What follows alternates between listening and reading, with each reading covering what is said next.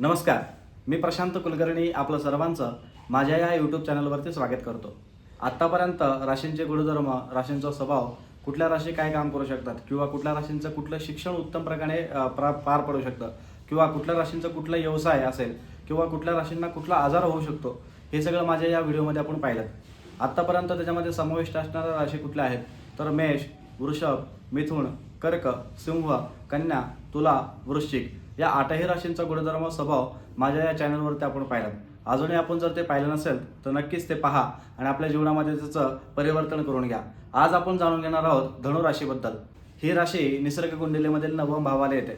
9व्या भावावरनं ईश्वर भक्ती, उच्च शिक्षण, कायदेशीर गोष्टी आपल्याला पाहायला मिळतात। या राशीवरनं अत्यंत चांगल्या गोष्टी सुद्धा आपल्याला पाहायला मिळतात।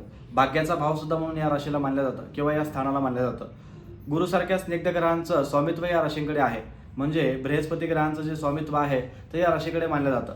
म्हणून उत्तम प्रकारे शिक्षण, उच्च शिक्षण असेल किंवा शिक्षणामध्ये प्रगती आपल्याला मिळवायची असेल तर गुरुग्रहाची उपासना करायला आपल्याला सांगतात। परंतु या राशींचा स्वामीच हा गुरु आहे, त्यामुळे या राशींमध्ये उत्तम प्रकारे न्यायाची सुद्धा देवता सुद्धा या राशींकडे आहे।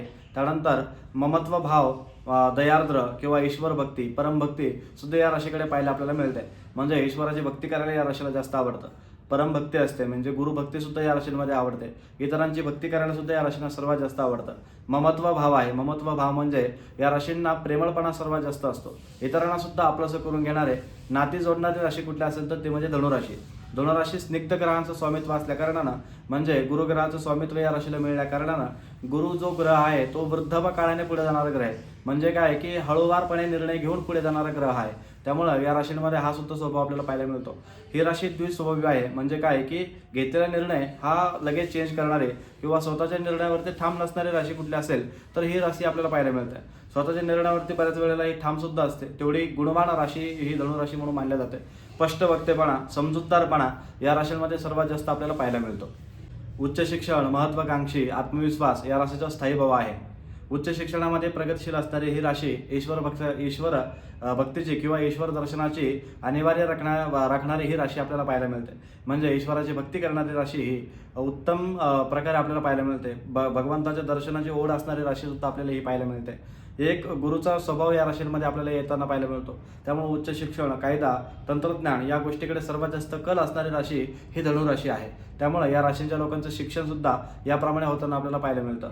उत्तम सल्लागार म्हणून या राशी राहू शकतात, उत्तम नियोजन करू शकतात किंवा उत्तम न्यायाधीश किंवा उत्तम वकील, उत्तम शिक्षक किंवा उत्तम सल्लागार किंवा उत्तम कोचिंग क्लासेस सुद्धा या राशी करताना आपल्याला पाहायला मिळतात। मंदिराच्या ठिकाणी व्यवस्थितरित्या मार्गदर्शन करणारे, व्यवस्थापन करणारे या राशींचे लोक सर्वात जास्त उत्तम प्रकारे आपल्याला पाहायला मिळतात। त्यामुळं गुरुचा हा भाव या राशींमध्ये सर्वात जास्त उत्तम आपल्याला पाहायला मिळतो। गुरुसारख्या स्थायी ग्रहांमुळे या राशींमध्ये वृद्धी लवकर येऊ शकते। आजार कुठले होऊ शकतात तर या राशींना शरीरामध्ये अस्ताव्यस्त वाढ होऊ शकते।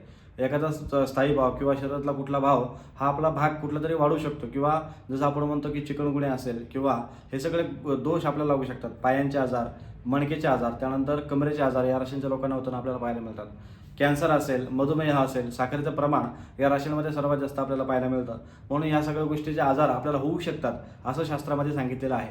आणि जर हे आजार आपल्याला टाळायचे असतील तर नियमितपणे व्यायाम करणं हा एक सर्वात जास्त गुण या राशींमध्ये सुद्धा आपल्याला पाहायला मिळतो। या राशींबद्दल आपण आतापर्यंत जाणून घेतलं की या राशींचा गुणधर्म, स्वभाव किंवा या राशी कुठल्याप्रमाणे काम करू शकतात, त्याप्रमाणे या राशी कुठल्या रेमेडीज करू शकतात किंवा या राशी कुठले उपाय करू शकतात जेणेकरून या राशींच्या लोकांचं उत्तम प्रगत होताना आपल्याला पाहायला मिळेल। या राशींच्या लोकांना राशीनुसार जर पाहायला गेलं तर पुष्कराज जो खडा आहे, म्हणजे गुरुचा जो खडा पुष्कराज म्हणून वापरला जातो ते या राशींच्या लोकांनी वापरला तर त्याचे चांगले गुण आपल्याला पाहायला मिळू शकतात। त्यानंतर गुरुची उपासना करणं, ज्या गुरुदेवतेला आपण मानत असतो, स्वामी समर्थ असतील, दत्तगुरु महाराज असतील किंवा ज्या गुरूंबद्दल आपली विश्वास असेल त्या गुरूंबद्दल पूर्णपणे त्यांची श्रद्धा, भक्ती आणि त्यांची भक्ती करणं हाच एक सर्वात जास्त उपाय आपल्याला पाहायला मिळतो। नंतर गुरुवारच्या दिवशी गरिबाला अन्नदान करणे किंवा गुरुवारच्या दिवशी पिवळे वस्त्र सुद्धा परिधान करून इतरांना पिवळे वस्त्र सुद्धा आपण दान करू शकतो। असे या रेमेडीज जर आपण केल्या तर नक्कीच आपल्या जीवनामध्ये चांगले गुण आपल्याला पाहायला मिळतात किंवा चांगलं स्वभाव या उपायामुळे आपल्याला होताना पाहायला मिळतात आणि आपले अडलेले कामं सुद्धा या गोष्टींमुळे परिणाम होताना सुद्धा आपल्याला पाहायला मिळतात। धन्यवाद। या राशी जर बद्दल आपल्याला आवडला असेल तर नक्कीच तुम्ही माझ्या या व्हिडिओला लाईक करा, चॅनलला सबस्क्राईब करा आणि बेल आयकॉनला क्लिक करा। धन्यवाद।